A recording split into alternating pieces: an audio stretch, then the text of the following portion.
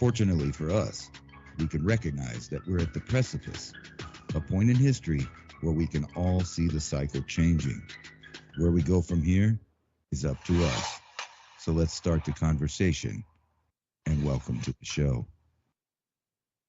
And as always, I welcome you. Thank you so much for joining us, and enjoy another breath on this beautiful blue planet we call home, our Earth.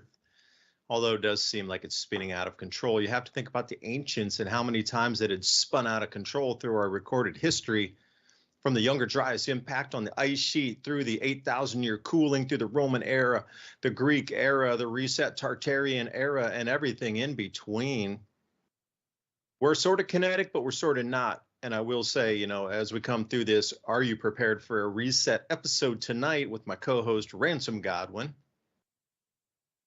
We're going to have to go through a couple points at the exact same time to facilitate this reset. It's going to be economic mainly because they needed to get us onto a digital system. They need to move us into hashcraft.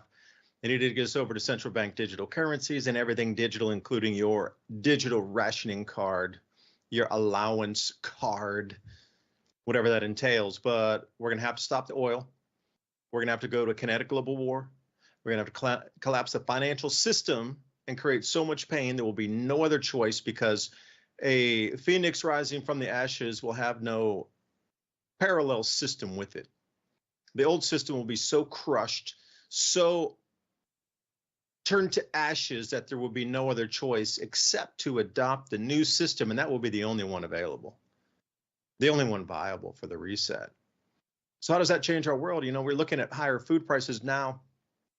Food and Agriculture Organization from the United Nations coming out 19-month food high prices, and they're like, oh, it wasn't the all-time record high. Yeah, we're getting dangerously close to the all-time record high.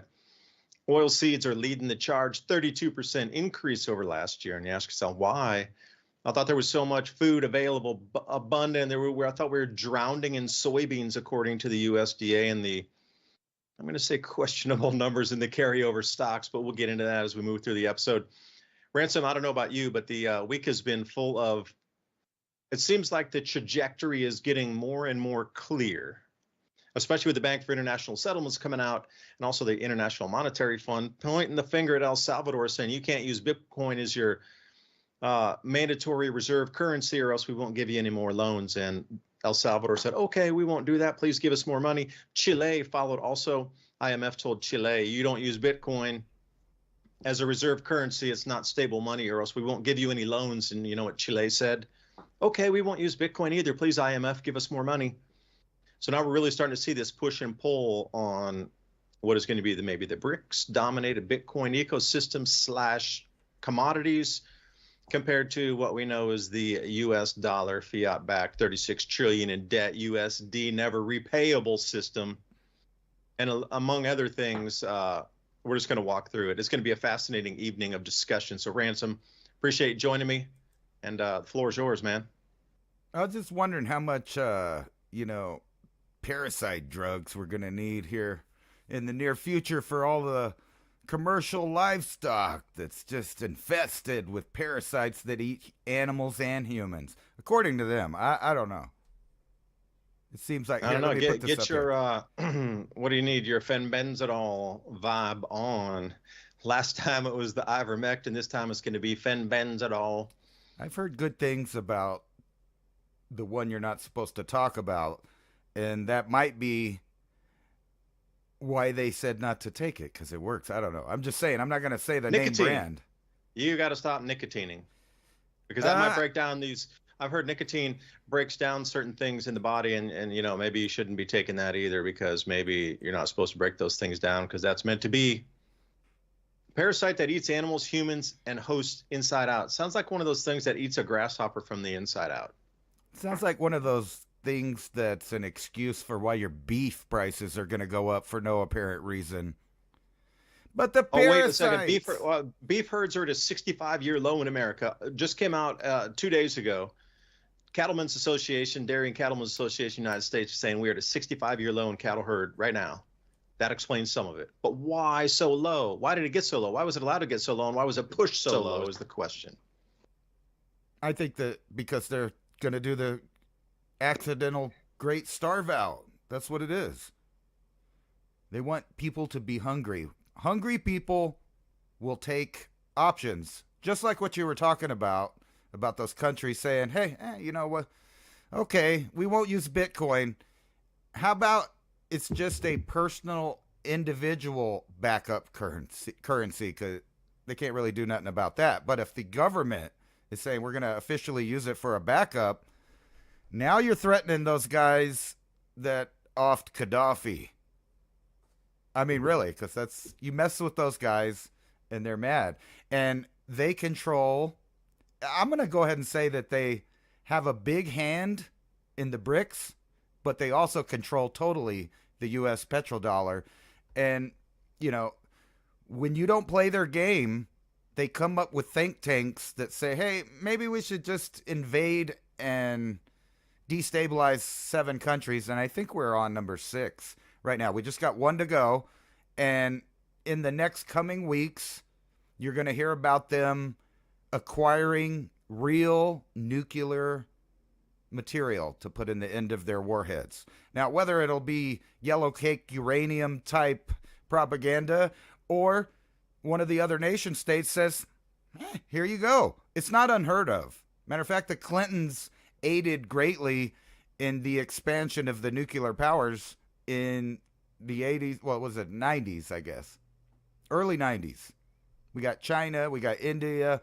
They all just upgraded. Why not Iran? What's the problem with them? I don't know. Let them have it. They could just, you know, make a whole area there where people would be migrating back and forth between Africa and Asia and completely cut it off with a giant combat zone while simultaneously destroying every bit of human ancestry that goes back to that area. Luckily, a lot of it's under the sand, so they can't destroy it all. There'll still be some remnants for the next civilization to find back 2 resets ago. And, you know, another thing to caveat into that, if you were to cut off the oil, that would bring this planet to its knees, right? So you start to look at how many of this, it's not even 2 birds, 1 stone, like the old David and Goliath slingshot. It's more like 6 birds, 1 stone. You know, we're looking at how many possible scenarios could roll out for the favor of this globalist technocracy in terms of facilitating many a reset religiously as well in that area, expanding territories in those areas. We've seen the maps and the arm patches. Also, you know, to take the oil away, to reset the superpowers, to reset the petrodollar, to reset BRICS nations and those who have commodities and who are trading. But it is, you're right, it's the same overseership. The Bank for International Settlements is still the same one that's in charge of the BRICS, still the same one that's in charge of the central bank digital currency issuance in the Ripple net on XRP ledger for on-demand liquidity. They're still the ones that are in the development phase of global settlements at 1/10,000th of a second for Hashgraph moving forward with Quant. They're in charge of the US dollar. They always have been. So you know what? It's not about are they in charge of BRICS or gold or Quant or Hashgraph or Bitcoin or whatever ledger technologies. It's what are they in charge of for the last 8,000 years that they still hold power to? And that's more my question. This area, you know, you can talk to it eloquently, and I'd like to hear some of your thoughts about how long has this area been such the focal point of history from the cradle of civilization? We're going back to Mesopotamia, further back, you know, Sumeria. What was prior to that? And you can't tell me just 7,000 years ago they popped out. Perhaps they were underground, perhaps not. Perhaps they were there all the time, and the victors write history. So perhaps they did survive the Younger Dryas impact. Society might have shrunken down a little bit, but they're like, hey, you know, this is a great time. They didn't have to know about the tech some 18,000 years ago, 13,000 years ago. They didn't have to, you know, we could just reset it and we start over again and pretend like we just started at 7,000 years. We don't have to tell them about, you know, coming out of the Ice Age and we had all this other tech going on there. So I just look at that area as, you know, the focal point. It always has been. You know, how many religions are, you know, focused in that area? You can't tell me that's a seed point of 3 great religions on the planet. And that there's nothing there, and then everybody's vying for the same exact spots. And then the biblical prophecies talk about Temple Mount and all these same exact spots again. And we're here just rotating in a circle, again and again and again, 1,000-year stir on the humanity pot of DNA, for a better term. Well, for sure, that whole area has been central to human evolution for the entire span of humans. You can go back hundreds of thousands of years and find humans of different kinds in that area. Not only is it a focal point of Europe, Asia, and Africa where they meet, it's the area where the different kinds of humans met in the ancient past. It's where Cro-Magnon met Neanderthal. It's where they met this Homo julianus, or whatever they're calling Denisovan at this point, the big head creature. But not only that, it's been occupied always. So people have moved out, they've moved in, but it's been always occupied for the entire written history of man. But nowadays, think about it, it's the bridge between cultures. If you control the navel, so to speak, of the world, I know different people have different beliefs, but there's this really interesting thing. There's the Karl Marx, the code. He's a researcher that realized that mathematically, all of these old megalithic sites, including Stonehenge and many of the other hinges in Europe and even in Americas and in Russia and like all over the place, there's a mathematical code that says where it is in relation to the Giza Pyramid, which at that time was the prime meridian. I don't know why they moved it over to Greenwich or whatever it is. Sandwich. No, I'm kidding. But they moved it over. But if you use that code at the pyramids, it shows you that most likely that's probably the origin, or at least a very important place that they discovered was a mathematical spot that you could map out the rest of the world, and that all three of the continents, all of the different civilizations that could get access to each other, they all centered there. And you can go through the eras. You could go pre-dynastic, all the way up into the dynastic, the Roman era, the Greeks, the Persians, on and on and on. And here we go. We're fighting for it too. As a religious place, it has very, a lot of importance, going back to Sumerian tales. Baalbek, Lebanon is where Gilgamesh was trying to get to the Shim so he could become everlasting life like the gods or Anunnaki, depending on your persuasion there for that story. But he was 3/4 that and only a quarter human, and he had the lifespan of us. So there's a whole epic that's written in different languages. It's one of the oldest books we know about.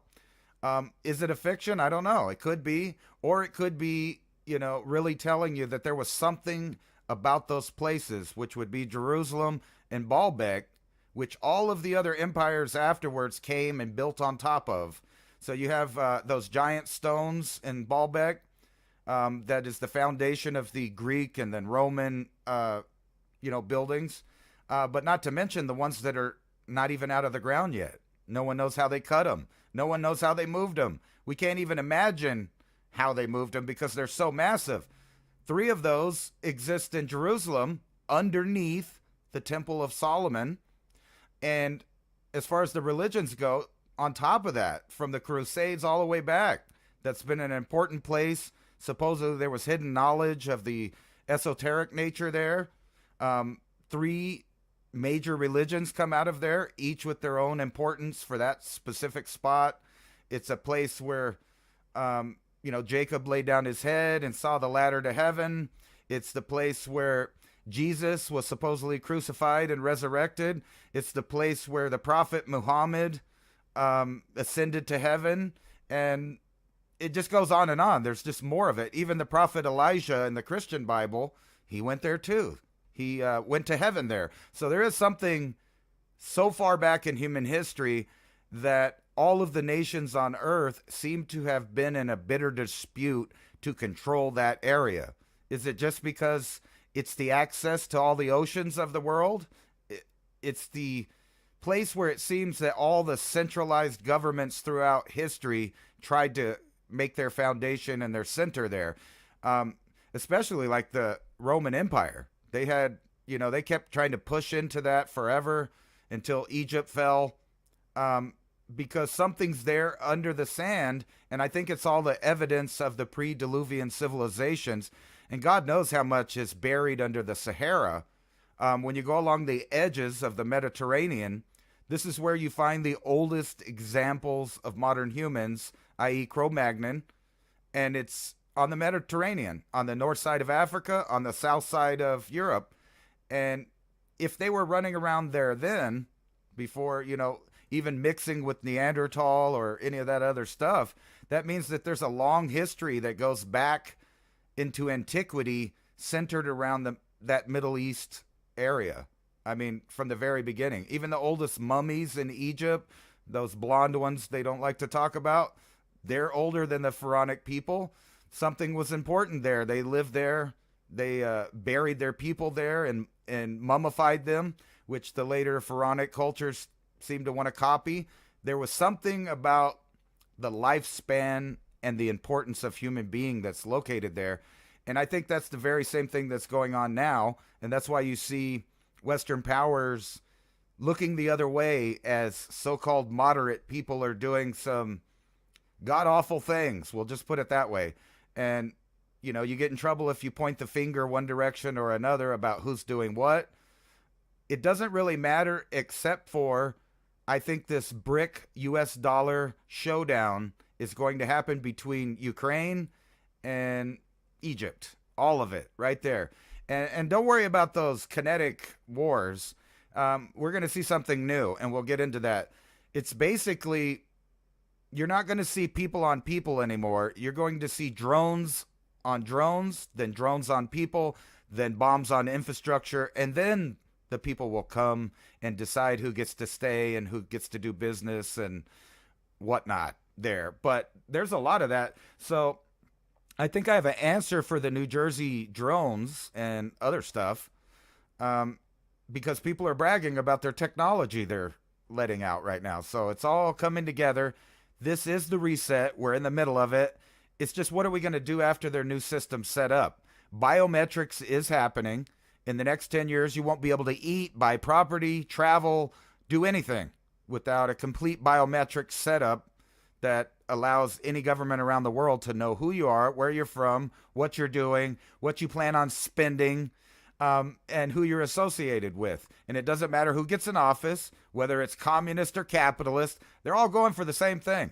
It's the exact same plan. The hoodwink, I think, right now is the illusion of choice will be continued for a few more years until you realize there is no choice. It's their system, or you're going to be a Stone Age agrarian individual trying to slip in between borders. That won't last very long. They'll have the drones out there with thermal technologies, and you'll be rounded up in like a fifth of an eighth of a second. So that movement, and again, if you like this type of content we are putting out, please support us over on buymeacoffee.com/civilization cycle. And I was going to read through a few of the comments there, and feel free to ask us some questions. We like to respond, especially if you're going to support our work here. But actually going through most of them, they're just, saying, hey, Liana, thank you. Great for your global information. And Taco Banana, you guys are awesome. Been listening for years. It's just, appreciation brought love for your information. And Imam Mark, bottoms up. So many people are, really excited to be involved in something different and how we see the world moving around the crystal ball here. Can we see beyond the bend over the horizon, for a better term? And, the illuminating content, because we do talk about, maybe some things that are not as well spoken about, and trying to connect different dots, because we're not really creating new history, I do believe. We're reliving a cycle from the past, now whatever form that might take. Because you said, moving from the Giza pyramids to Greenwich. Well, imagine if that was the way to obscure the mathematic precision of that time, and all they have to do is say, well, the geomagnetic pole shift or the actual physical pole shift move at this many degrees, And there's all these stories about the Giza pyramids being the only place on the planet that is the center point for the pivot of the degree that the crust would slip in a zero magnetic field, which means our sun has to go to a zero magnetic field, and there has to be a zero magnetic field within our solar system for allow that to happen, because then our Earth would then nullify its magnetic field, and the north or in the polarity of the crust in the inner Earth itself would decouple, and there would be no magnetic field. So the crust could slip across the, let's say, supple mantle of lava. So anywhere from 9 degrees on a shift to 15 degrees on a tilt, anywhere to 23 degrees. That's why I say the ecliptic is off this. And the only place that never seems to pivot from is the pyramids. They've seemed to have stayed in the exact same location. And I'm just wondering, how does that work when the Earth shifts? So are we being fed a story about crustal displacement? Is that the reason that they did move the pyramids from, like what you're talking about, that point as an emanation to do the mathematical calculations? Because then you can confuse history really easily. Because you look at the maps and like, well, when the pole was here, when the equator was there, a lot of these sites seem to match up. But then, you know, it throws a bunch of things into, I say, the netherworld of gray opaqueness of, was that really possible? Well, how did the Earth move? How's this? Nothing, you know, and the scientists won't talk about the possibility of a zero magnetic field and how the Earth's crust could slip. I'm just saying could. You know, our magnetic poles are in a wandering phase now. How's that affecting plant and animal life, human behavior, human perception? But coming back to a portal, if you will, Mount Kailash, also if you go to the Himalaya, India, Mount Kailash, again, it has the same Indus Valley, cradle of civilization, forbidden world, and everything seemed to flow down from Tibetan Himalaya all the way down to what we consider the border areas of Pakistan and India now, which is desert, which is another cradle of civilization. So how do we have two cradles of civilization going on at different, you know, 1,000-year periods, millennia between each other? But the story remains the same. Something that is so special to access Earth's inner sanctum cave system seems to be there as well, guarded by quote unquote deities, flying serpents, gnomes, gnolls, trolls, dragons, etc., things that won't let you enter further in than a certain point. You know, is this just another, the reason it's so highly contested and always has been, is it really truly a subway stairwell down to the inner Earth in these areas? Because, and again, you know, you come up with the Mayans and, you know, Olmecs and further back into antiquity in Central and South America, the same story is there. There's very sacred and revered locations that were built upon and contested. I think Mexico City, you think that was just there for random happenstance, or do you think that was a protected area that was taken over by the conquistadors? Yeah, they wanted their gold, but I think they're on a mission to find something else. So we start to see these different areas around the planet that China, when you go out to Xi'an or Shenyang, when you get further out and you got the emperor's tombs out there, like, why did Emperor Qin set up that gigantic facility of what you consider the size of, you go to the pyramids of Egypt, the smallest of the pyramids is the same size as Emperor Qin's tomb. Terracotta warriors aside, they're in a different place, a little bit away from the tomb. But you're looking at something made of earth that is the same size as the third, or the smallest of the pyramids in the pyramids of Giza. So same height. And you're looking to go, well, that's pretty rare that they would be able to build it out of earth, but were they covering another portal or another entrance? And you start to get into this similarity of large buildings across certain areas that have always been protected since antiquity. And even now, there's areas that are forbidden to go anywhere around. Once you get in certain areas around these pyramid complexes in China, especially around Shenyang, which is the original of the emperor's capitals, but still to this day, verboten, and you look at what we did with the military bases and the way we cordoned off a lot of things, and they were looking for Nimrod's head, etc. So it just makes you ask, how obscured and lied about is our history from the victors? I mean, really, what do we know? Because as the CIA said, once everybody believes everything that we tell them as truth is a lie, then we know we've won.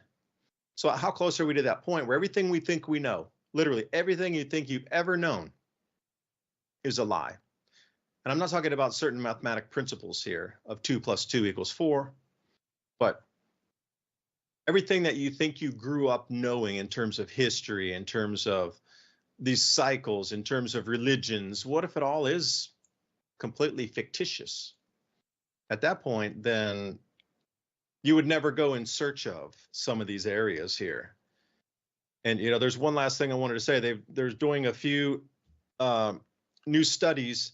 They're finding different layers of what would have been supersonic plasma discharge blast, ionic winds carrying different sized debris out through what is considered central and southern Iraq. They started to see if it was drought cycles, like why all these villages and towns and cities all disappeared in unison at the same time. And they were thinking, well, it's just a giant drought, because they found different deposition layers of different like sand grains. So they thought it was blown because of winds and some sort of, I don't know, onset of a high pressure system for a couple hundred years in the area, and they couldn't figure it out. Well, come to find out that perhaps there was something that destroyed that area in terms of a plasma bolt from the heavens, literally plasma, space lightning hitting in a region near there. Now, would that not be another one? Now, think about this, like the Temple Mount there, when you look at it and you look at the old maps, it looks like a discharge. It looks like lightning hit that area.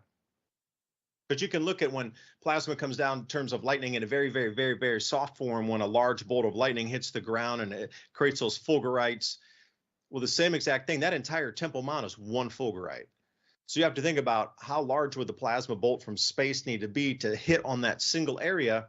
And it might make sense why there would be cavernous areas there. The energy from a discharge at that level of literally space lightning, two planets connecting electromagnetically, and that discharge between the two, because they're not equally balanced, there's going to be a differential there, potentiality of one to move to equalize the other one. And what if that equalization discharge was right there and it created the Temple Mount? Because look at the maps, not the modern ones. You need to go a little bit further back in time. Look over at the Temple Mount.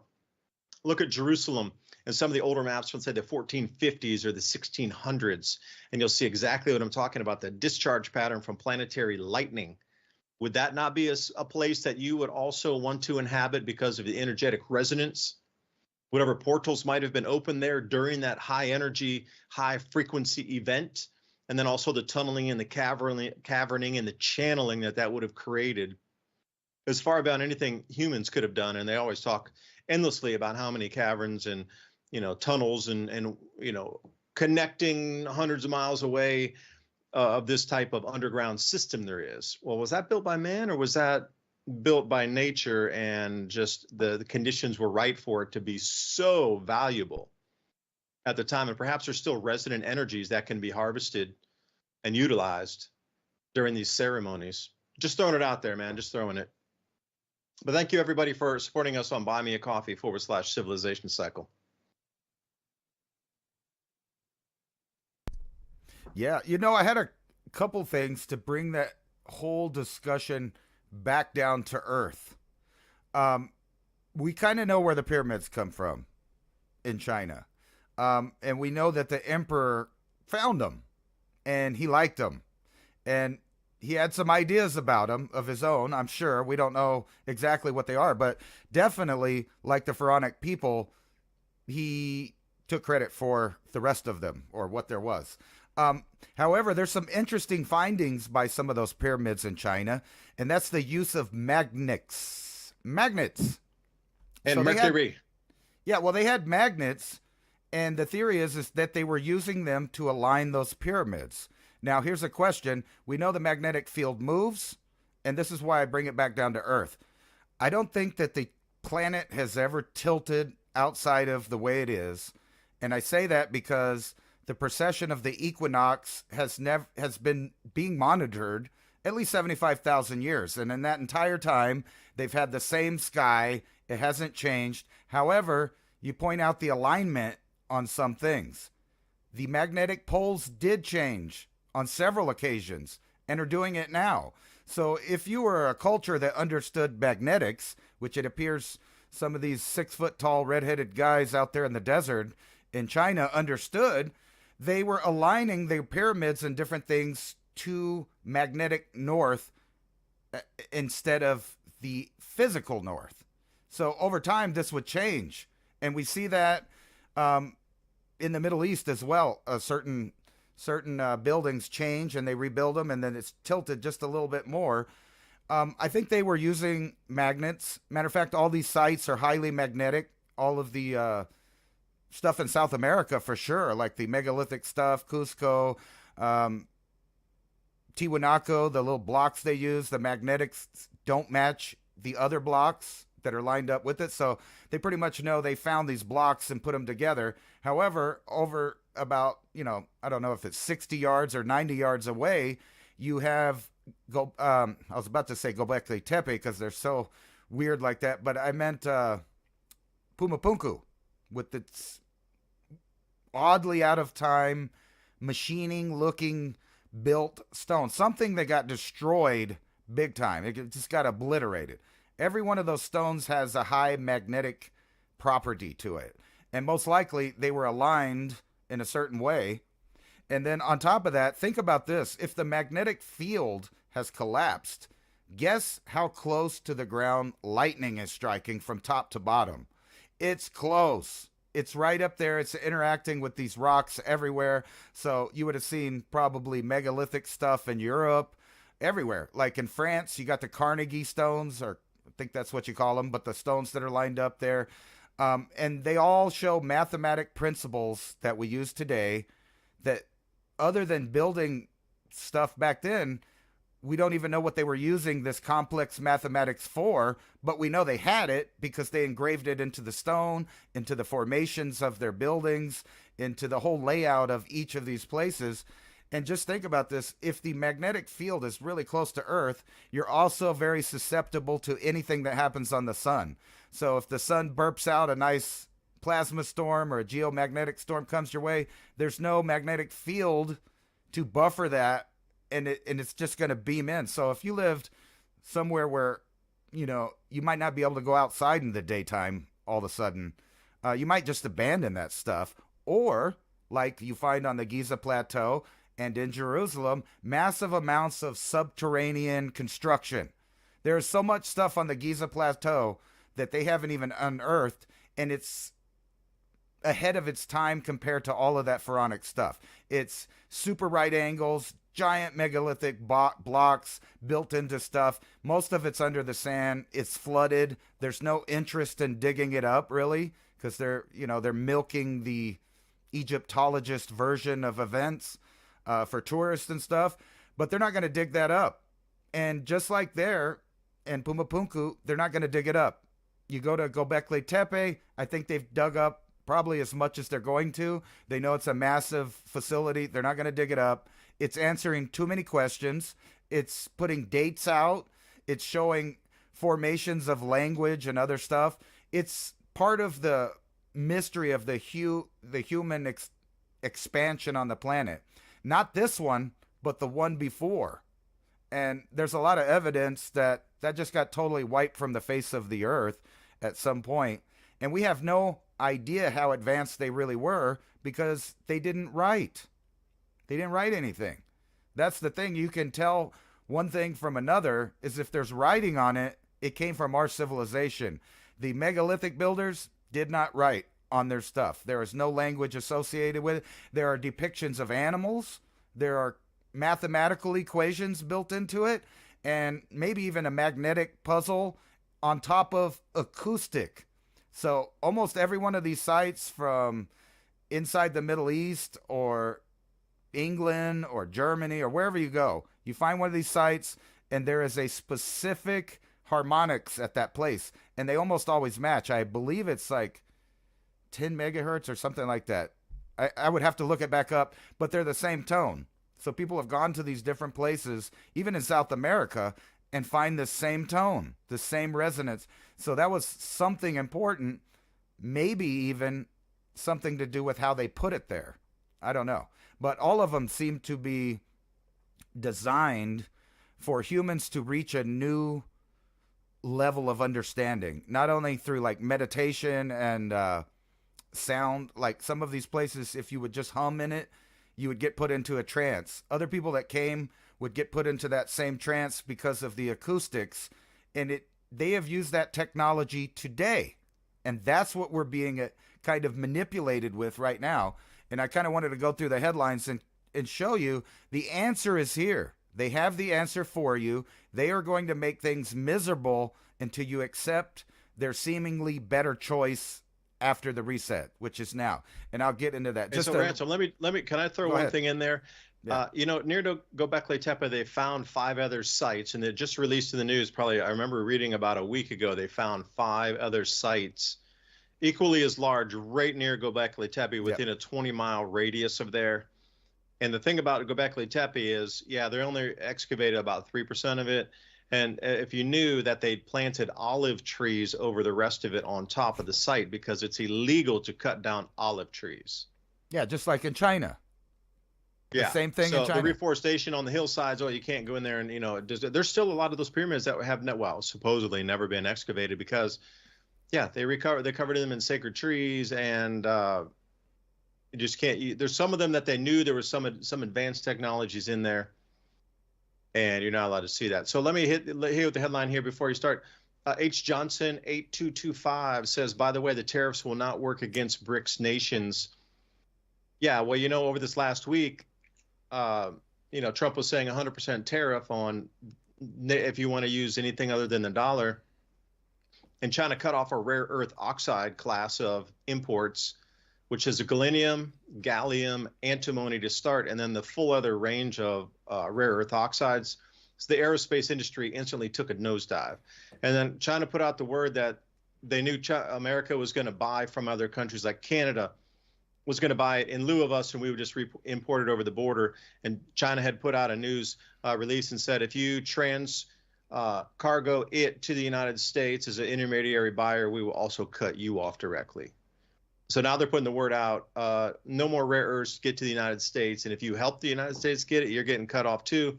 And Russia also is going to be cutting off all of the uranium exports to the United States that are fueling our reactors. So that 100% tariff, okay, whatever. But 2 majors have just cut us off from things that are so essential for our nation to run. It's almost as if it's being done on purpose to get us into this collapse phase early and on purpose and fast track, because they know their reaction once they put that announcement out. I don't know. I think they might have a backup plan for that. We might be getting that stuff from Peru. And just so happens we gave them all our trains to ship it and mine it and all that stuff. So we don't need any trains in America. What are you kidding? Right. So not to mention that our backup diesel excess of trains and engines and stuff like that is going overseas. We won't have it if we need it. Just throwing that in there. But I wanted to just go down the headlines and show you that the ancient world is happening now. You kind of said that earlier, but they've taken things that they've learned from the past, like these harmonics, ritual mentalities and things like that, things from religion. And now it's a technocratic weapon being used against you, and all answers will come from the same place. They are going to make this idea of the post-reset transhumanist world look so good in comparison to the world that we live in now, that you'll just be begging to have it. You'll be crying to why hasn't my country and my area got connected to this yet, because they'll be jealous. And they don't realize it's like a Venus flytrap. It's honey to get you in there. It's a bait and switch. But we'll get into that with these headlines right here. And I'll move through them fast so we could, talk about it. Here we go. You're worried about your safety? Don't worry. AI will protect you and your image, so these bad guys can't hack you and make movies about you and stuff. So poor girl got digital ID. Here we come. Right. So they're gonna have this We need the digital vein ID, print in all 10 of your fingers and your hands and your wrists. but not just that. All your biometrics will have to All be of it. used to protect you from computer-generated facsimiles of you and your identity. So you're going to have to turn over all your biometrics. That means facial scans, fingerprints, your gait, all of that stuff will be compiled. Retinal scan, man, that's coming in 2027. If you want to visit Europe, you Americans, full facial scan, all 10 fingerprints come this year, 2025, and they will be doing retinal scans for you to enter Europe in 2027.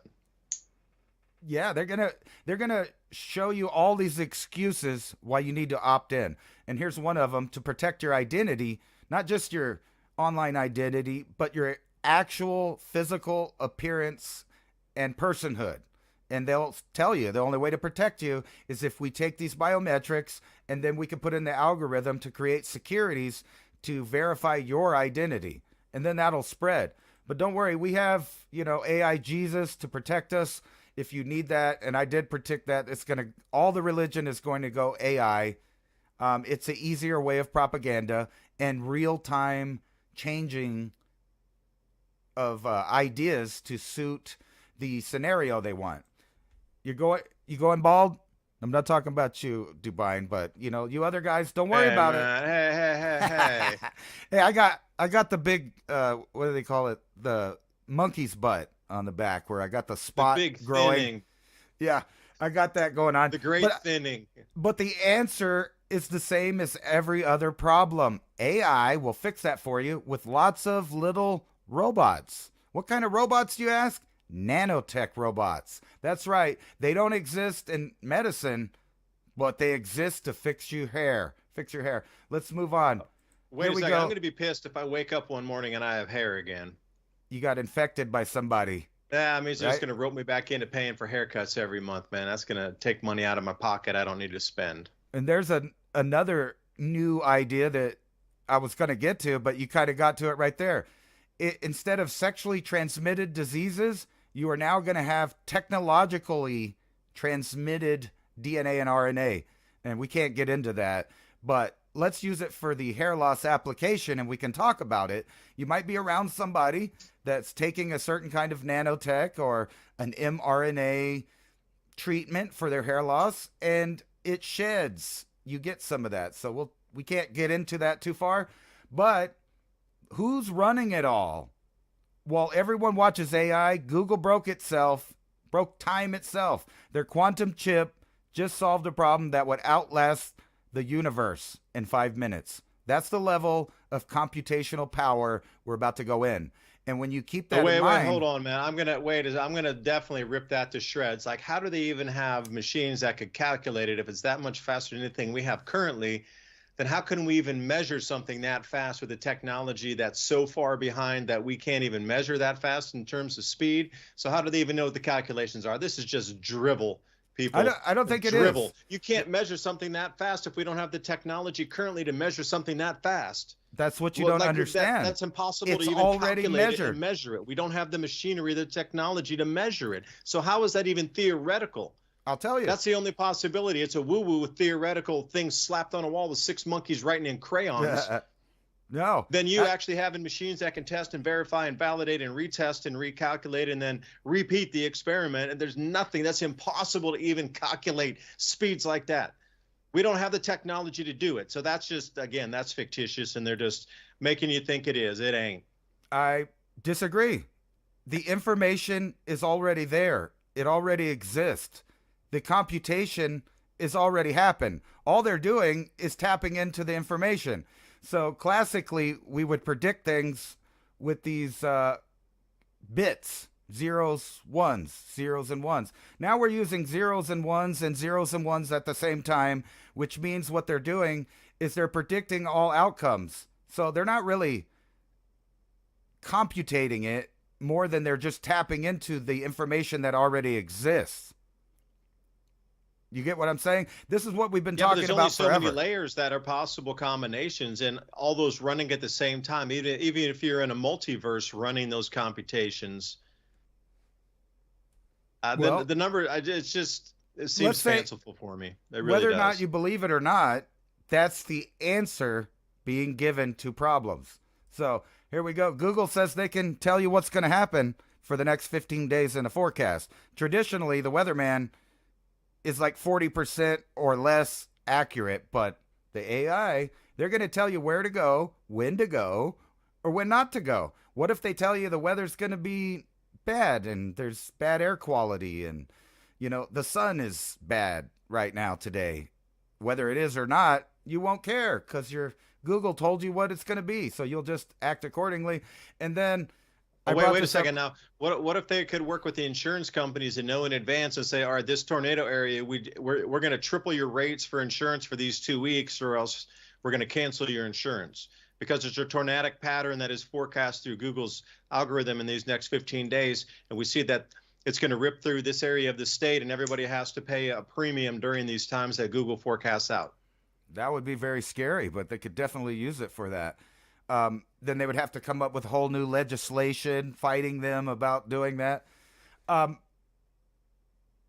that's kind of the point, though, is no one... We got time. We got hundreds of years, man.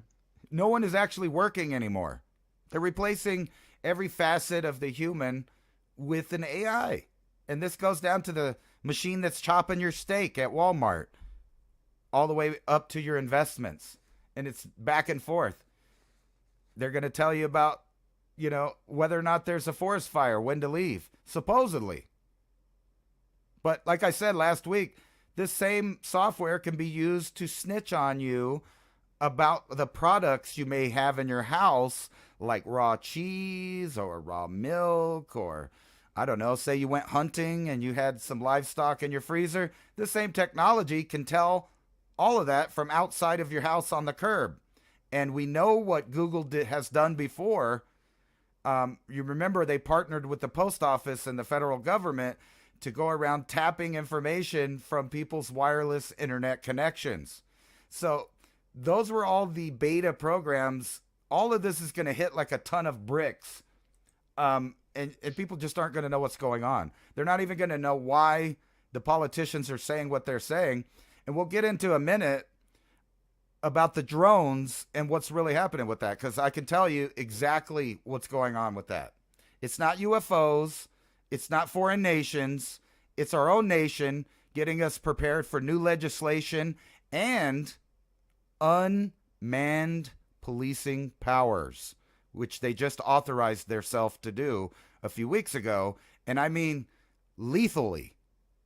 That's right, lethally. So guys are looking at you from above. They get a court order. They say it's too dangerous for the police to raid you.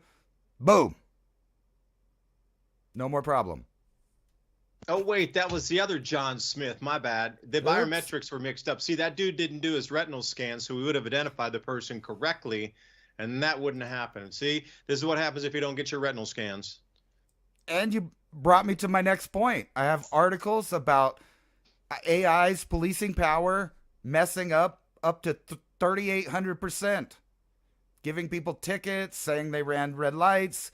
And we're going to give this faulty AI power over nuclear weapons, military drones that have the ability to autonomously decide whether or not a target should be eliminated or not. And that's what we're about to see. In the next 5 years, you are going to see massive amounts of drone warfare.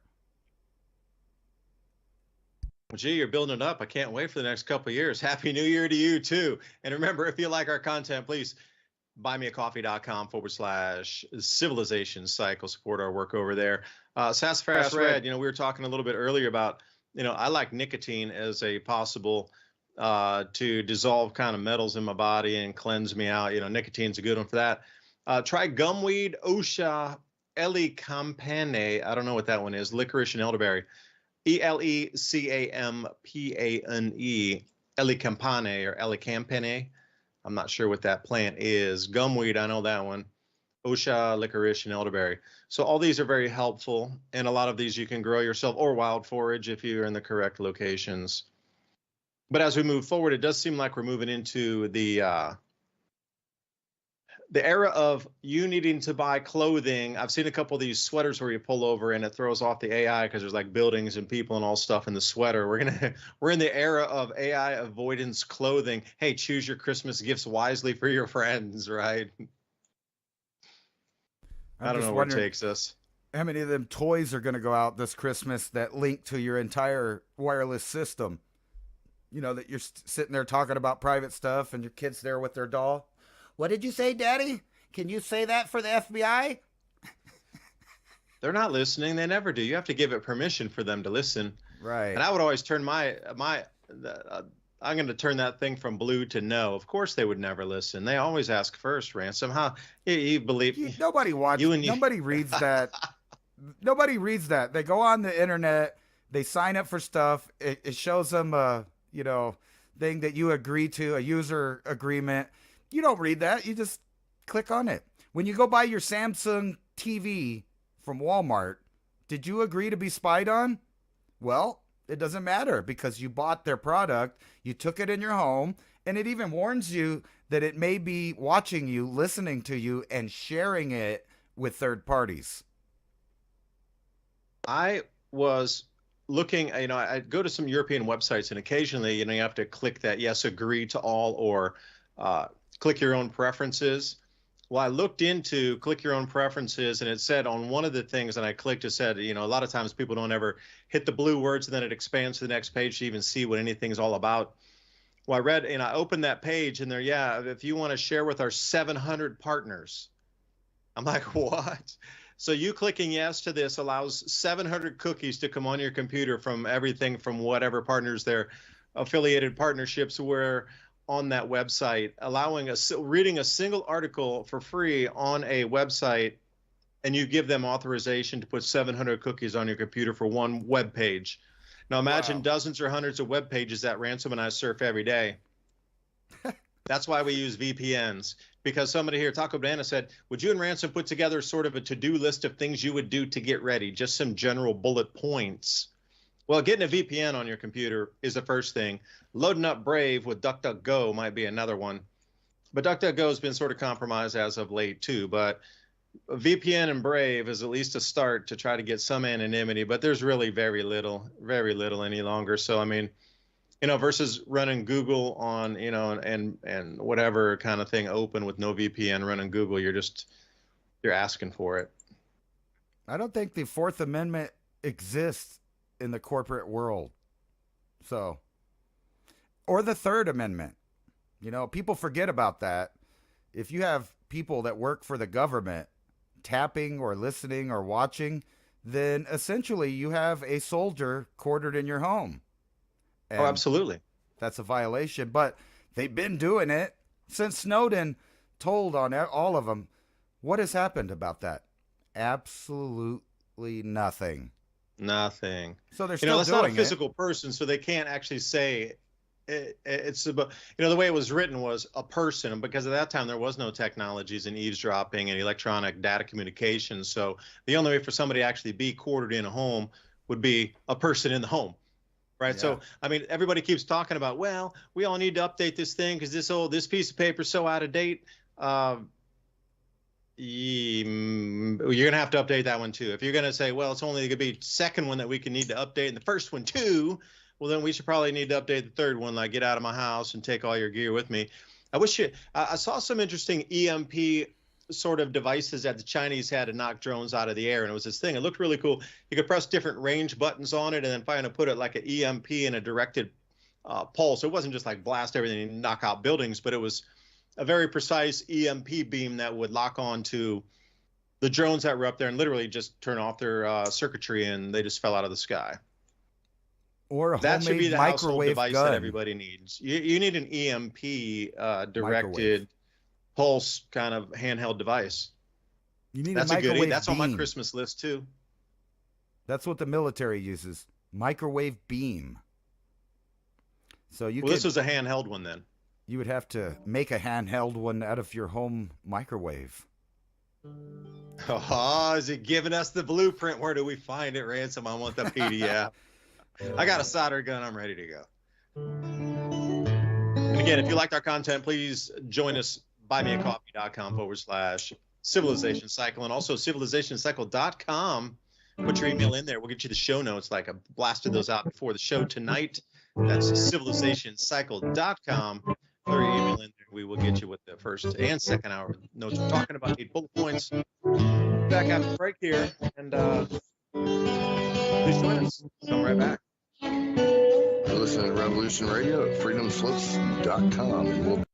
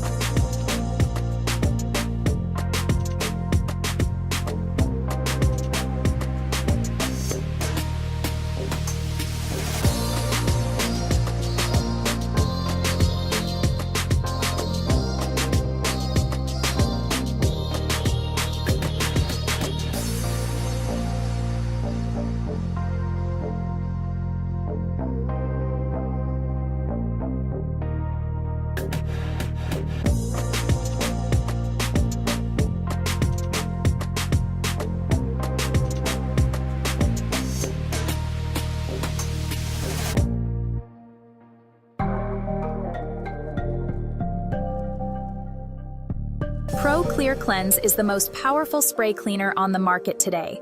No elbow grease necessary. Pro Clear Cleanse cuts through grease and grime like a chef's knife. Finally, the one cleaner that can do it all. Powerful surfactant cleaning technology cleans ovens, glass, porcelain, even polished wood. Environmentally friendly, less packaging and waste with no harsh smells, pet safe, child safe. 5 tablets equals 1 bottle of traditional cleaner.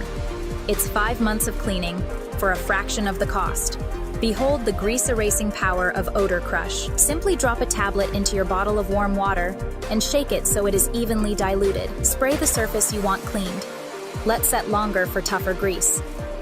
Take a paper towel or a reusable cloth and wipe. Done and done. One of the best things about Pro Clear Cleanse, it's you can take it anywhere.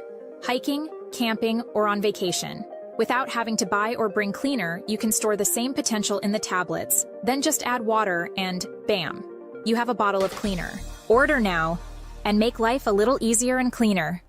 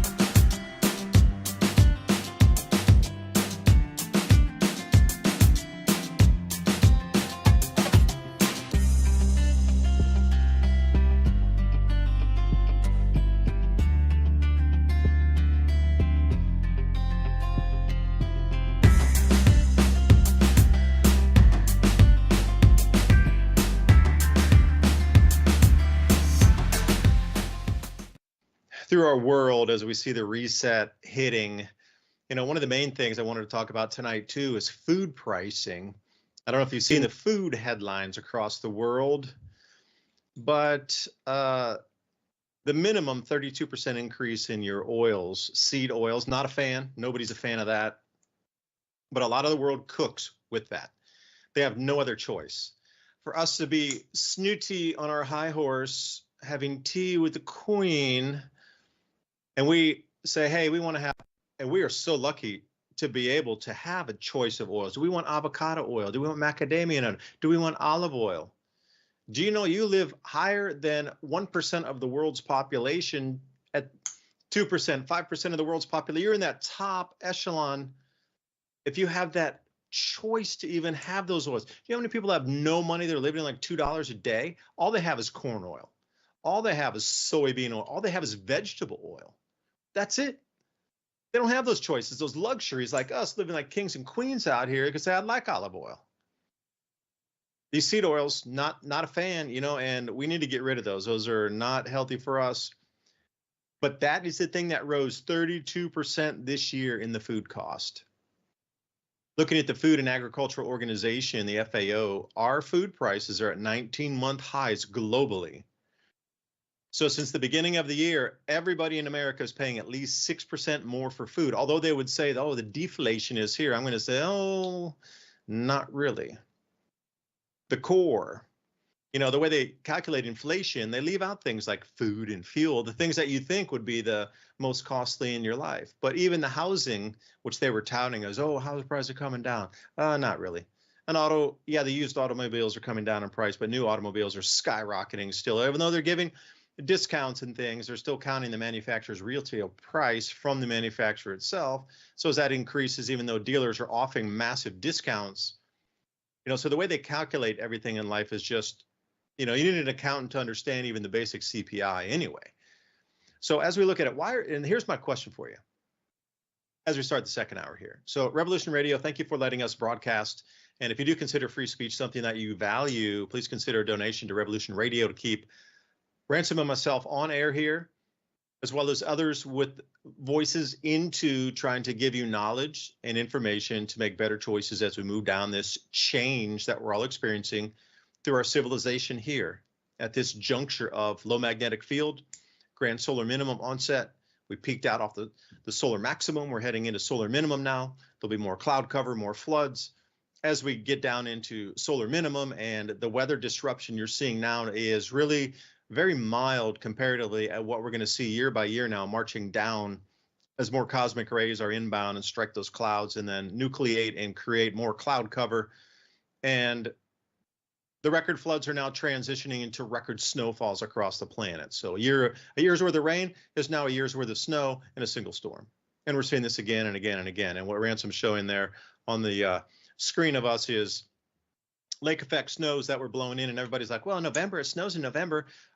These snow records across the Great Lakes, all of them, were not broken by a little bit, like a tenth of an inch. They were smashed by feet different above the old records. So, that's something, all 5 Great Lakes at the same time under blizzard warnings, a little bit rare, but then breaking these old records by 3 inches, 6 inches, 9 inches, 16 inches of the old record broken, that's very significant. It's not like a tenth of an inch or an inch. 16 inches different, that's a huge. So as we start to see around the world, food is going to be a huge thing. So, again, long-winded, but why did seed oils increase 32% this year?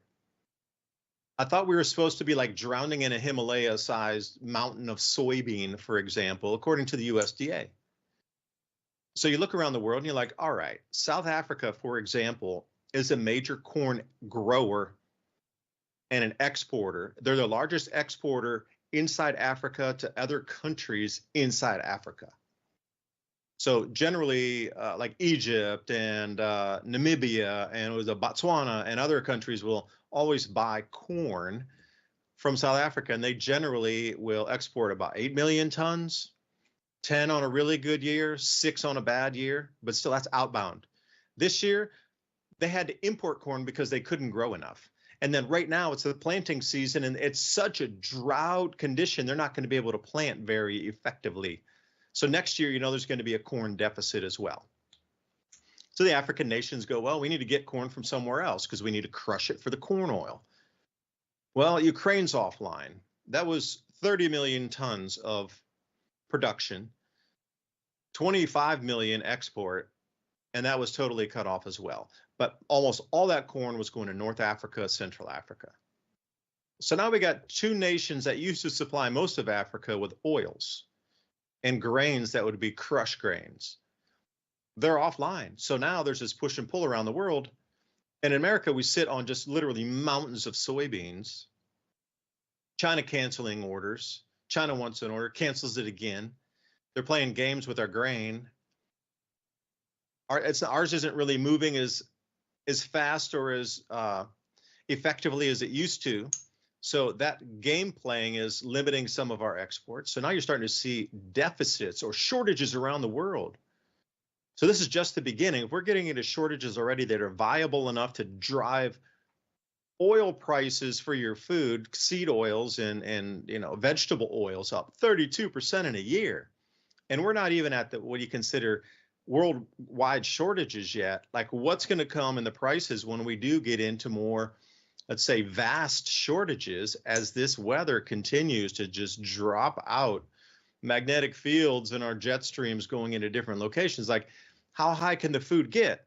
Because we're looking at Florida has not grown this small of an amount of crop of oranges since 1930. That's a 100-year cycle in itself. But with the increases in the green technology, the green revolution, and we're at 100-year lows in orange production in terms of bushels / baskets.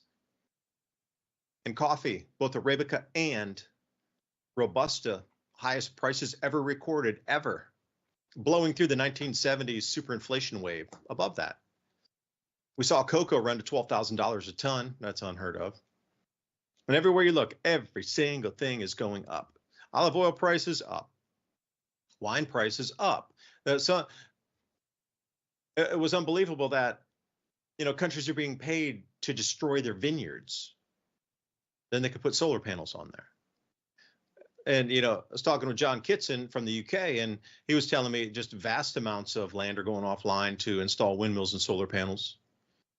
So our food is being completely removed. And then the inheritance tax from the farmers, like how are farmers going to be able to pass the land down to their kin to be able to grow food? This is another thing people are not talking about. Our generation, where it's happening right now with food prices and, adverse weather and this sort of that's one thing to contend with. But the next generation one, places are being rewilded. Farmers are being paid to destroy their fields and crops. They're paid not to ever plant again. Their farms are being bought up and neighborhoods are put on there. Like, this next generation is probably going to have 30 million less acres to grow food. So it's going to be a permanent, forever stable price of 2 to 3 times higher than we know now for the next generation. And it'll be limited, and they'll have to be on digital rationing cards, which brings us right back to the very beginning, what Ransom and I were talking about. When we get into this AI-driven, tracked and traced world, food, you're going to have permission to eat and get food. So Ransom, I know that's a long-winded introduction again, but hey, welcome back. And please remember, everybody out there, if you like our work, support us on Civilization Cycle. Buy me a coffee. Ransom, back to you. Yeah, microphone. Microphone? Microphone. It's on. Nope, can't hear you. It's on your end. Nope, nothing. Let me ask the chat. Nope, nothing. We've had some problems with the tech a little bit before, too. Can you hear me now? Nope, nothing. Oh, wait, something. They can hear me. Talk to me again. Yellow? There you go, yo. Yeah, I think my volume down. My bad. Excuse me, teacher. That was. No, I was going to say. Crayon or another stick of chalk for the board? Right. I was going to say. I will turn my volume up. I will turn my volume up. How many times do I need to write that? I will turn my volume up. The people are going to have trouble eating, but that's not the only thing.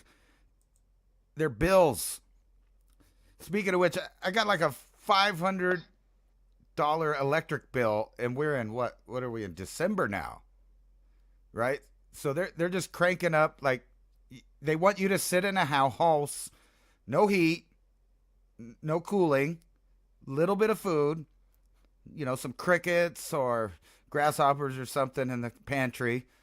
And you're building it up for me, man. Happy 2025. You would be sitting around the fire and being okay with it, but you're not allowed to burn wood. They done shut off the gas, but that's okay. Maybe they want it to go the way it's going in Canada, where 1 out of 20 people are being euthanized. Yeah, that's right. 1 in 20. Can you believe that? So, no, I can't. Is that true? Or is that voluntary, or are they forcing those people in there? No, it's voluntary at this point. It's gotten so bad, people would choose that little blue lifeboat there compared to living. I said it wrong. It's not 1 in 20 people. 1 in 20 deaths is euthanasia. So that's, because they talked somebody in with mental disabilities that they wanted to do that. They got the drug addicts are allowed to do it. If you feel like you're too old, you're allowed to do it. And if you act now, you can get financing and the government loan. They have a government loan to give you if you want to do this. Now, I understand for some people that they have terminal illnesses that are so painful they want to fast forward. But for all of these other reasons, well, if, food costs too much, that's just what's going to happen, I guess. Grow your own. Bills, too much food costs. You know what? I'll just get a loan from the government, and that'll take care of it. That's a twisted world we're moving into, and this is considered normal. Like, you would look at this as some sort of dystopian novel from the past or some sort of Black Mirror episode present. Absolutely. And then, they have everybody freaking out over... I've studied these. I've looked at the videos. Believe me, I can't show them all tonight. I'll show a couple of them here in a minute while you're talking, but this whole thing is being drummed up, and you got to keep in mind that the airwaves are now open, not the airwaves, the skyways are now open for commercial drone use, right? People forget that. So I'm not saying that's what these drones are, but I'm saying that if you get everybody excited, scared, worried, they want their politicians to do something, well, they already want to do something. And that's heavy regulation of private drones in any application. Because you can't have you up there while they're doing military surveillance exercises and Amazon's delivering your Nikes and Walmart's delivering your grocery store items that you ordered because, well, you can't go to the grocery store because of the riots and you don't want to get robbed on the way there. So, they could just drop the food, airlift, supply package right in your yard. And then you don't even have to leave your house on the next pandemic. You could just stay in your house with no heat, and they'll drop off your care packages for you. Only the amount that's allotted for your ration, for your family per use. I could see all of that happening. Ransom, I saw a video of one of those delivery drones, but they dropped it from like 8 feet up. And, the box just crashed onto the ground and looked like it sort of split open on one of the corners. And I'm like, well, what if it was something fragile? What if it was foodstuffs? You have part of your food or whatever items ruined on delivery. Have you seen the delivery drivers throw the packages at the doors? It's the same thing. Yeah, well, the drone was a little bit more rough because it was higher up and gravity was taken. I think they're just doing that to get people prepared for not being able to do certain things that they're used to. And you got to buy a catch net. Now everybody's going to have a new included cost of buying a catch net, so when it drops, it won't hit on your concrete front driveway. Everybody's got to buy a catch net system, which will be a mandatory thing if you want to get drone deliveries. So how much will that cost? And people running into the ROI on 200 million people are going to buy catch nets for these drones. So how much money would that be for the bottom line of the new company? Right. Just doing simple napkin math.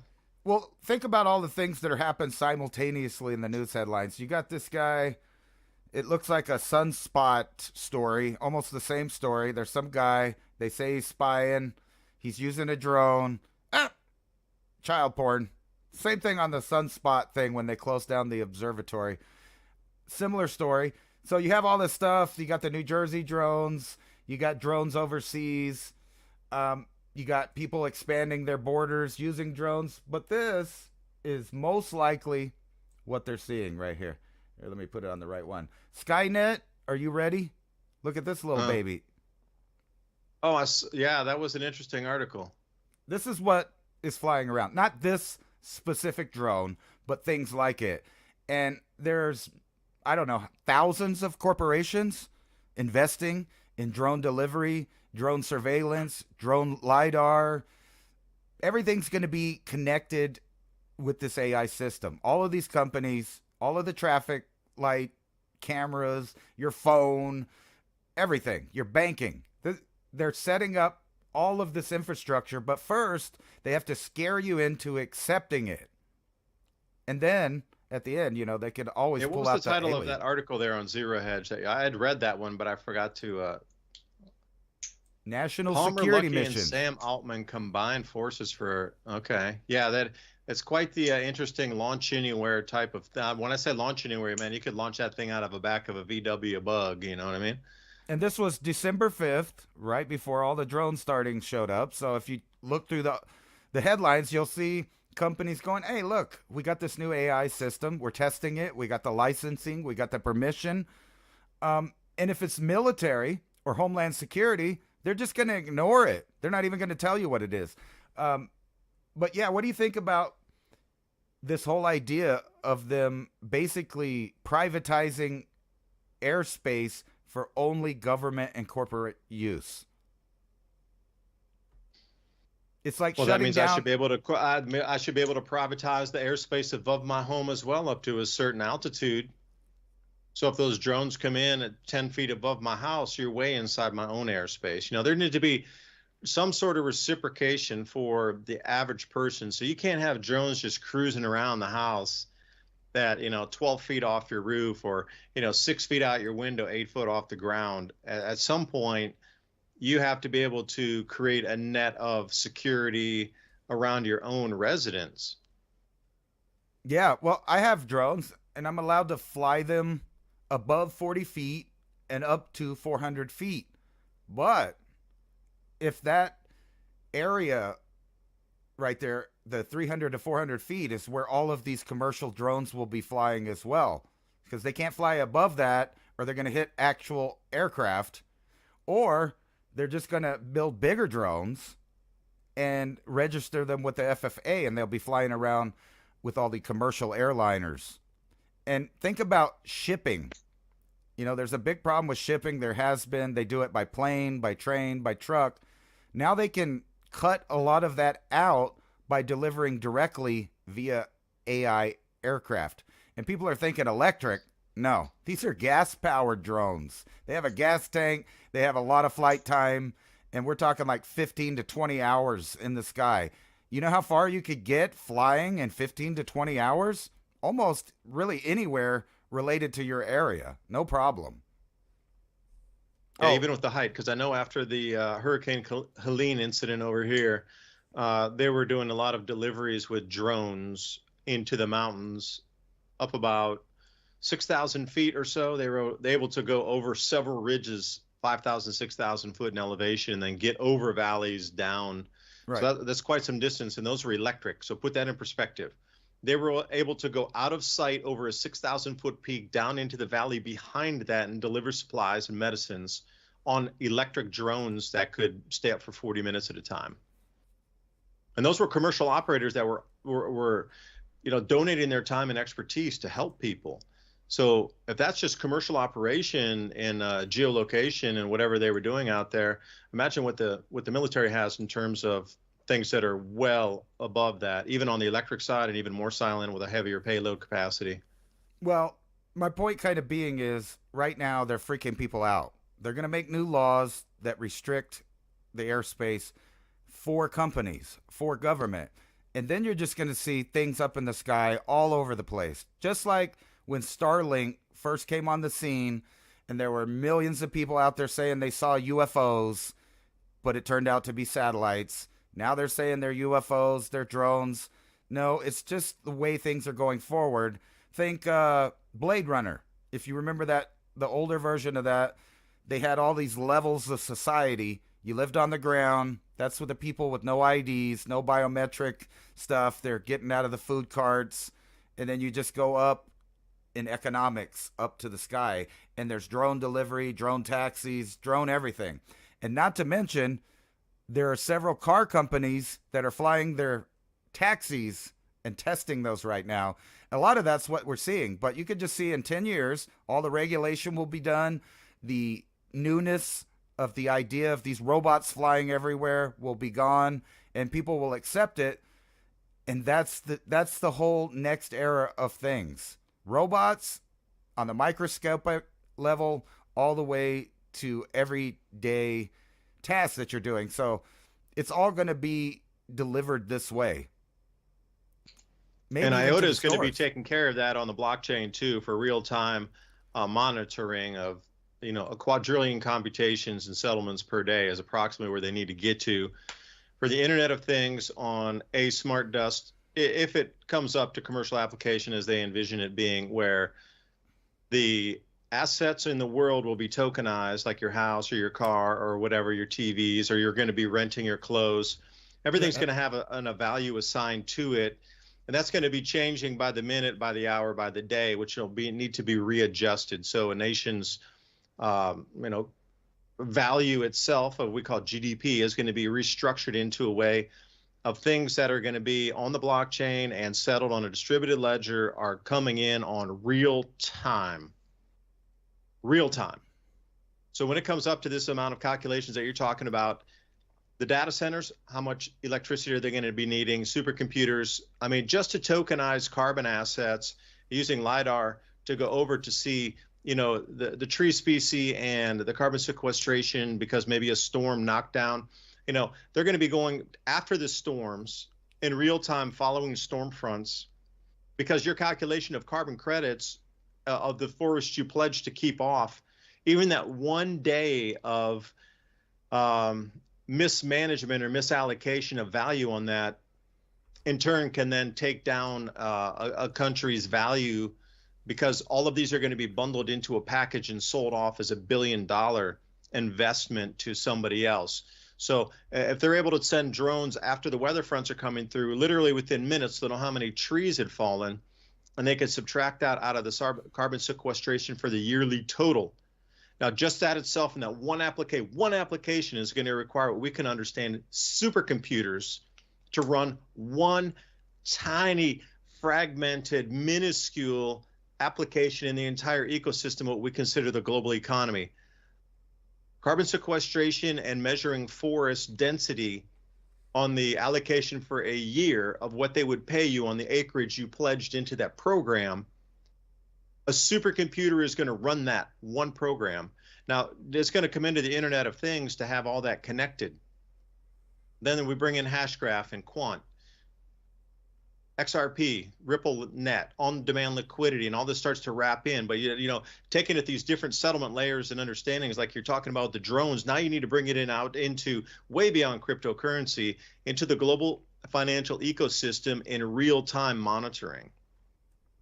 Yes. So if you're sick and your biometrics are being measured in real time of your productivity, they can subtract your wages. They could subtract GDP off a country because you're not as productive that they would have forecast you out to add this much into company revenue, tax base, all in real time.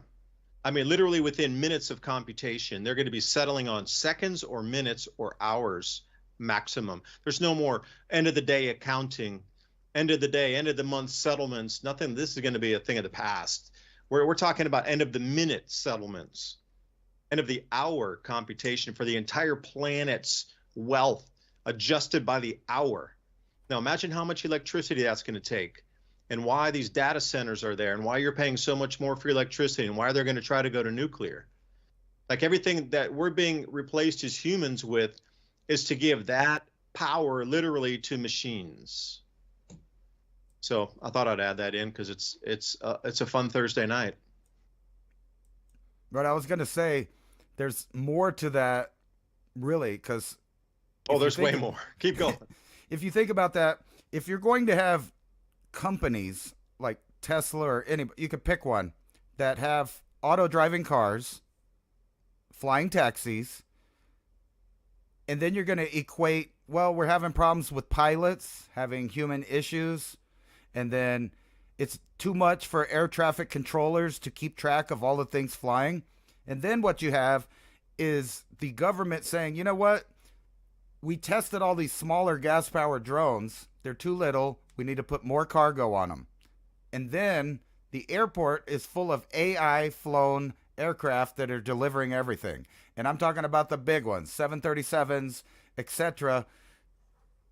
There's going to be so many things flying around that you will have to have a data collection center, a massive computational warehouse to keep track of all of the objects like they do in low Earth orbit, but down here in the skies. That's what they're trying to set up. And humans won't be involved in any of this. And it kind of begs the question, at which point did we realize that we're not even part of the civilization anymore?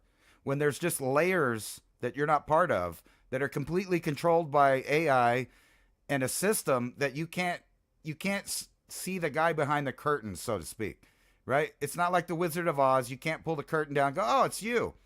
It'll be too much, so much more complicated than that. The AI will be running it where no one knows who's running anything, literally. And then you'll have politicians blaming this person, that person. They'll have hearings about things that will last forever, but the control over the civilization doesn't change. They just say, we'll do this or we'll do that. The question is how long of a space between when they remove basically the human element out of delivery systems, transportation systems, and financial systems, where there's no one to really, literally, not a person, not a single soul to call and say, hey, this is a glitch, this is a mess up. There won't be anybody. And if you've ever called any company in the past 10 years for customer service, you'll know that that's well into that program. You cannot talk to anybody. You get on there and you're like, yes, I have a problem with this. I'm sorry, I don't understand. Can I send you to a different place? Then you get there, it's another AI. Like, rarely do you get people on the other side, unless it's like a call center in India where there's still millions of people to pay to do jobs. All that's going to get replaced by algorithms and AI. That's the whole thing people are not seeing. And once they have that system in place, they don't need the majority of the population anymore. A small population can keep up or hold up their little technocratic society at the top. And there'll be so much buffer between the peasant and those that run things, a giant technocratic system that barely anybody even understands, much less really agreed to. But it was in the user agreement back in 2005 when you joined TikTok or something. I don't know. They'll have it. But you signed here. I'm just kidding on that, but that seems to be where it's going, where the skies will be saturated with only corporate and military aircraft. And they will need more tax money to pay for these data centers. And once it's complete, now we don't need the taxpayer anymore. There's plenty of taxpayers in Africa and South America that haven't been ripped, robbed, and now they understand the system. So all of those countries that are like on the verge of figuring out that they've been totally bamboozled, think about Europe. They're about to figure out that they don't have the money to fight a war. If they did, say Russia did invade Europe, anything short of a nuclear war, a kinetic war, Europe doesn't have the money to fight it. They gave it all away to climate change programs, billions of dollars, and migration funds to help, rehouse migrants and all of these other programs that did nothing for the nation that they live in. And then if there was time to fight a war, they don't have the money. They can't afford the ammunition. They can't afford the manpower. It's all been spent on hoaxes. Like for the past, I'm going to say 10 years, it's been building to that point. And at the same time, simultaneously, they've convinced them to stop farming and stop sticking up for themselves. It's just, that's where we're at. On the verge of collapse is the way I see it. The man behind the curtain is not a man behind the curtain, it is an electron. Because everything that you see moving forward from this point requires electricity. Now, without that constant flow of electrons to power the system ceases. So you see a lot of these futuristic movies where they're running around with axes trying to break, electric cables and try to cut off the system. But then you have to wonder, like, how fast will these, repair robots be flown in to do the repairs on a broken cable, some sort of, drone assisted welder or something will be able to come in with its robotic fingers and and put all the cables and connections back together, whether it be fiber optic or straight up copper. At that point, would it be possible? You'd be praying for a CME you would be praying for a micronova event off of the sun. Now, maybe this is the cycle, though. Maybe it has always come to this point. Maybe it has always reached this apex of control because this entity, this darkness, whatever you like to term it as, is using technology and harvesting all the resources off a planet, trying to reconnect to the creator, but it can't. So it's trying to harvest human beings and use our brains and our connections, transhumanist fusion, to tap back into source itself. But maybe that equalizer mechanism is the micronova from the sun. The thing that will wipe out all electronic communications. That's a 17, 20-hour event that, we're going to lose part of our oceans. All of our forests are going to burn. And we're going to get another black mat layer across the planet. But maybe that is the only thing that wipes that, what we're talking about, future. I don't even know the word for it. You could probably try to put a moniker on it. But maybe it wipes that back and takes the slate clean. And it takes us 10,000 years to come back to the same point where we are right now. But something has gone underground and lying dormant or in wait for us just to get enough technology, just to get enough humans back on the planet.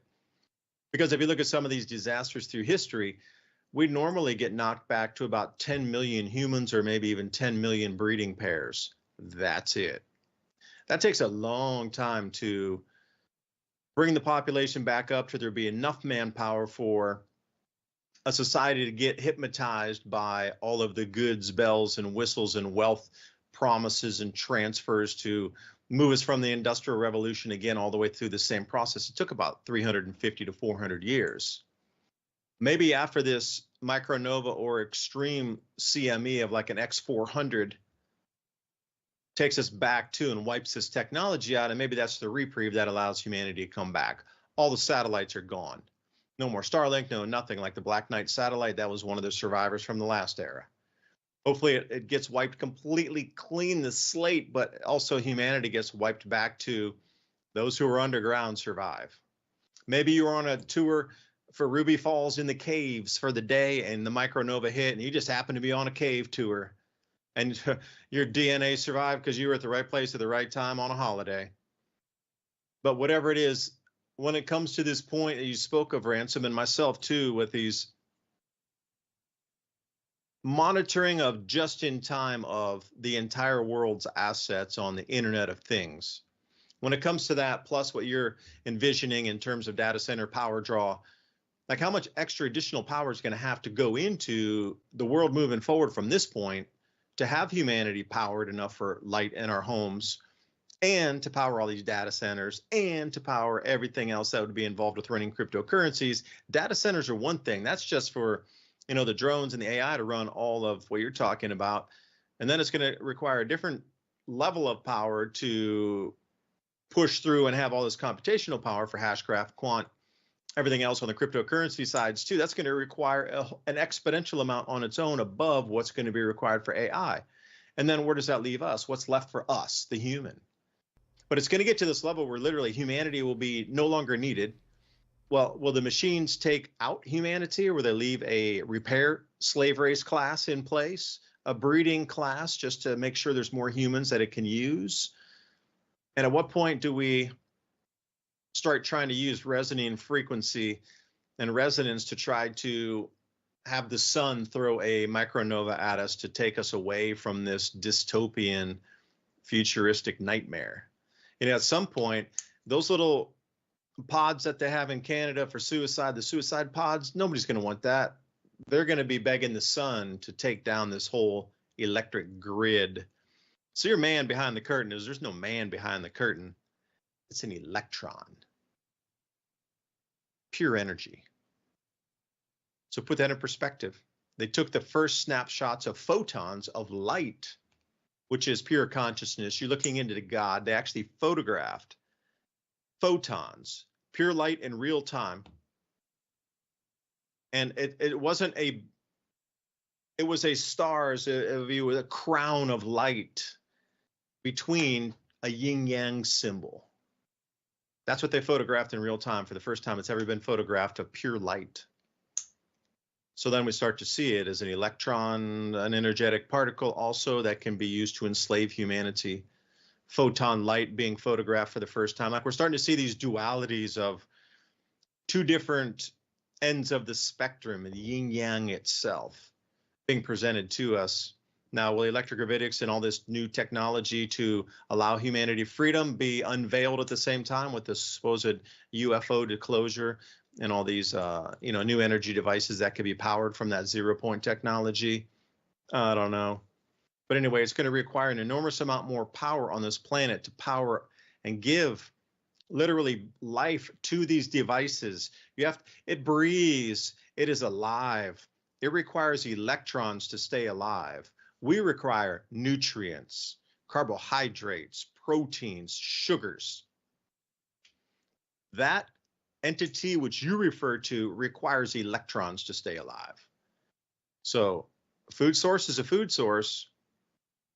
We just gave that entity a place to house itself for 100 years inside insulated cables. Now it's outside the cables. It is broken free out of its matrix, but it still requires food. And if we can starve the food source, then we have a chance. If not, your only chance is going to be the sun sending out a pulse. I guess. I don't know, Ransom. It's really kind of a strange world to think about, because we knew the old world, so we're moving into the new world. A lot of us who knew the old world are not going to be happy with this new world we're going into, but those born today, for example, will just be born into it. They won't know any different. So maybe the lucky ones are the ones born today, where they had no measurement of the past and the future to compare, where they just know now and that's it. The lucky ones maybe will be born today.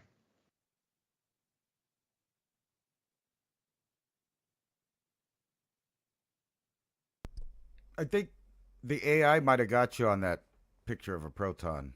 I think that turned out to be a computer-generated image of a proton, not unlike the pictures of black holes that we've seen and other things like that. It's a rendering.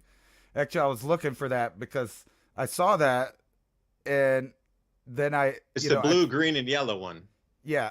So supposedly that's a computer generated from AI. So AI comes to the rescue again. No, that was fake news then. They said that was actually photographed in real time in a laboratory for the first time ever in human history. We will. You liars on the news. Whoever would have thought the news would have lied to us? We'll return to that at a later date, but I'm pretty sure it was an AI thing. But you know what is real? Hey, you faker. Is, I don't usually say this, but from everything I've read, you might want to buy some silver, like literally before there is none, for one, and then before everybody owns it and it goes up in price. So we have this tariff idea that's supposed to trigger a global trade war with gold and silver set to benefit, right? But at the same time, they're saying, will silver prices soar in 2025 due to AI? See, AI's the answer again. It will help make us money. No, but I really do think that the era we're going into and the nature of silver, those two ideas means that it will become more expensive. We've talked many times about how much silver they're kind of obliterating and wasting in technology when they bomb people. You know how much it would take to get that silver back out? They would literally have to do some of this strip mining where they go through all of it, and then find it and process it. So they're probably not going to do that anytime in the near future. I have a number for you.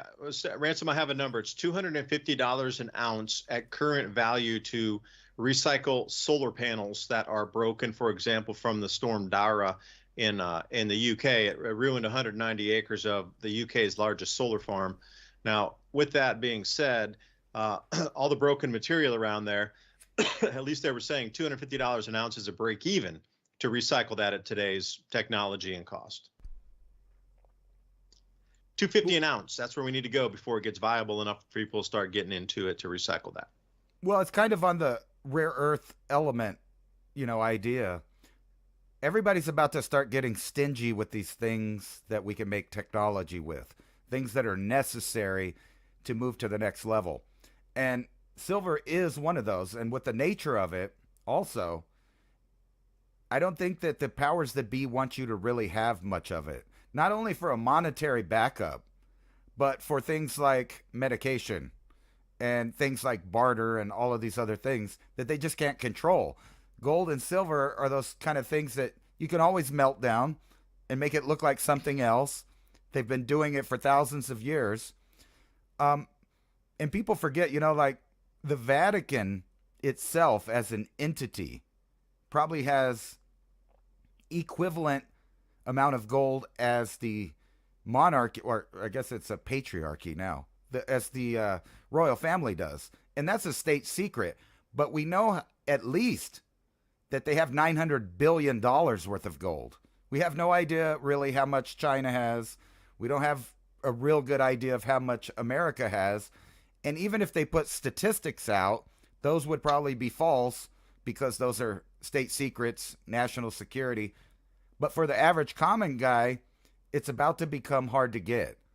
And so you're going to see like a massive more amount, which has already been happening over the past 10 years, is people melting down all these artifacts, jewelry, heirlooms, everything. They're melting it back to get back in the system. It's about to become pretty rare for the common man to own not only precious metals, but rare earth elements. So much so that there are gangs of armies that will saw off your exhaust just to go recycle some of that potential right there. So and that's been happening for a long time. Your catalytic converters have a lot of stuff in there. They seem to be unnecessary, except for the environmental rules that put them there. But SA down the street got about 300 of them in his yard. Who knows where they came from? They're all cut off with a sawzall. That guy's sitting on some money right now. He's probably waiting till the markets are right. It's so funny how even the recyclers are doing things like sitting on their stuff or selling it all based on the markets. And they don't even check the markets. They just know, oh, this is up, sell it. This is down, keep it.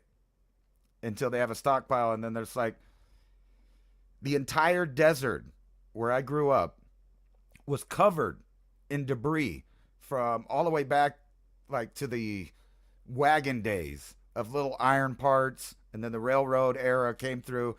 And there was all this metal just everywhere out in the desert when I was a kid. You cannot find a speck of that now.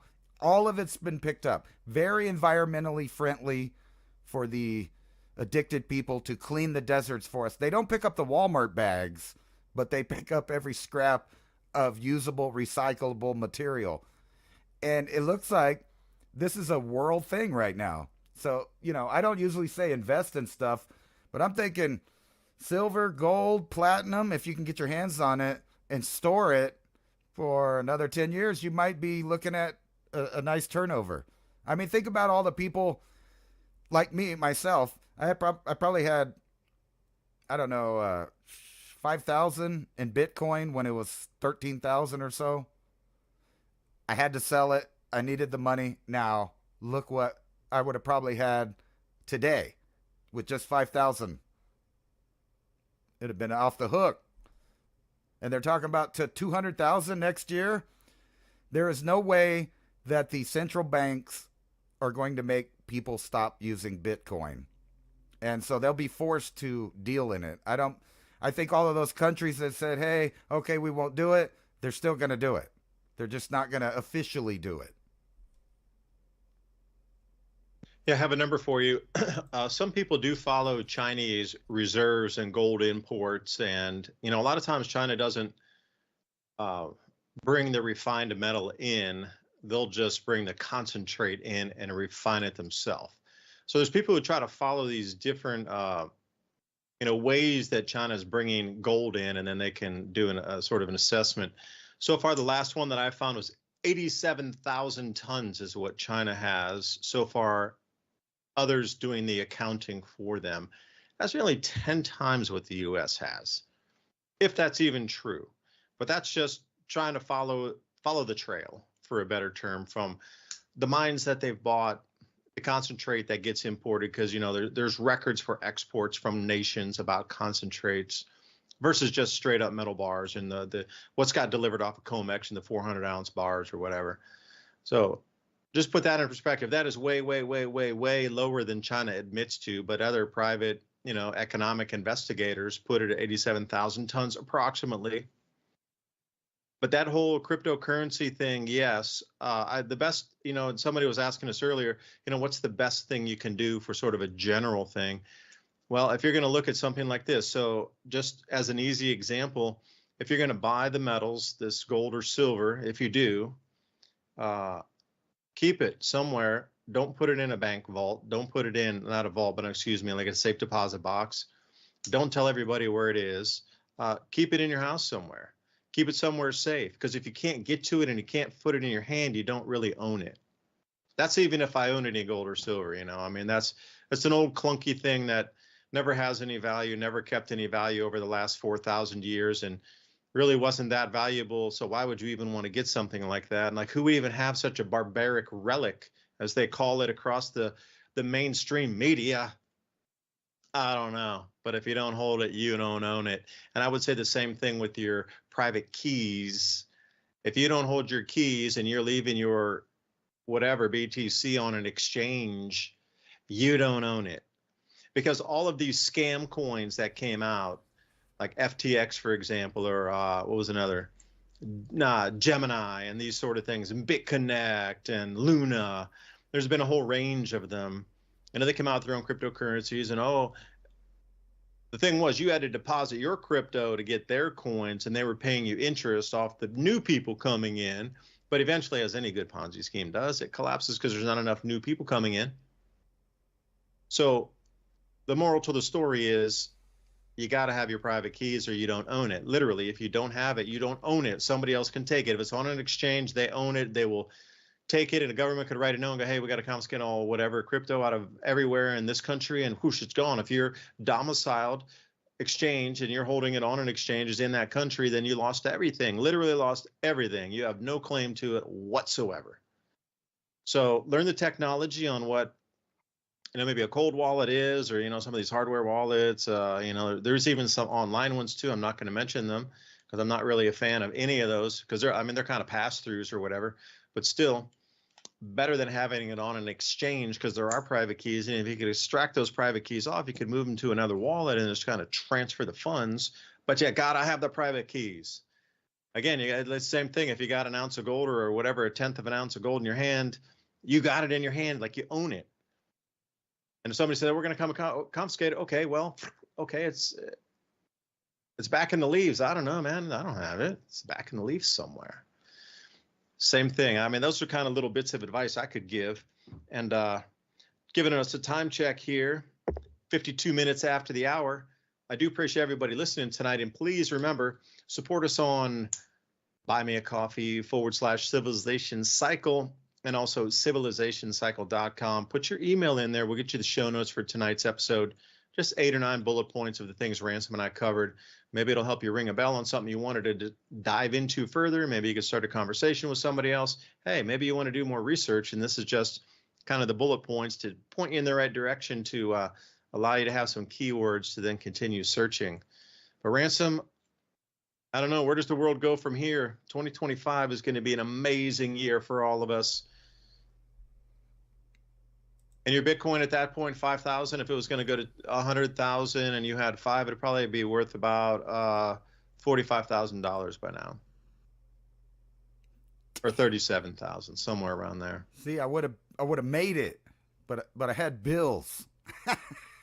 Anyway, I was going to skip to this because you were kind of started the show with, what do you really need after the reset? And, that really depends on what kind of reset we're going to have. But this one covers nuclear war right here.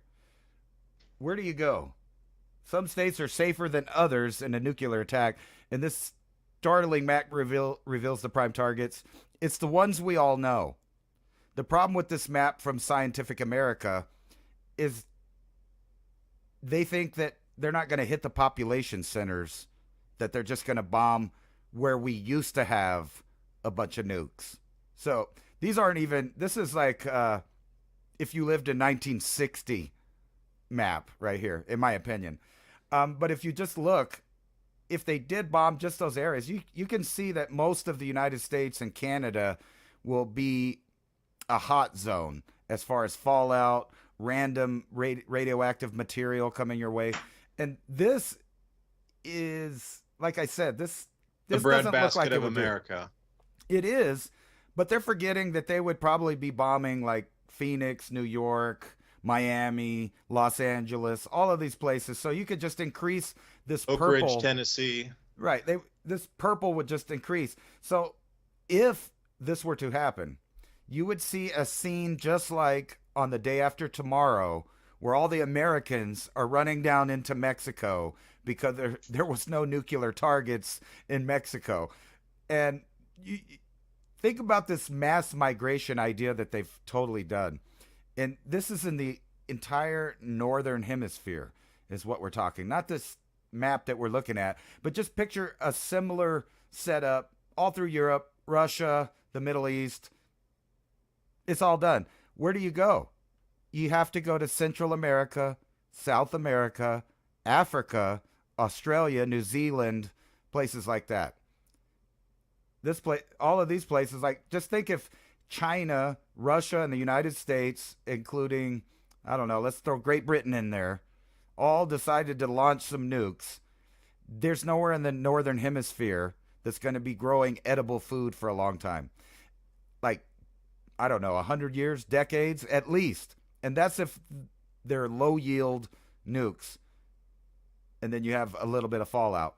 So where's everybody going to go? Isn't it odd to you that all the investment in the new era is all below this map?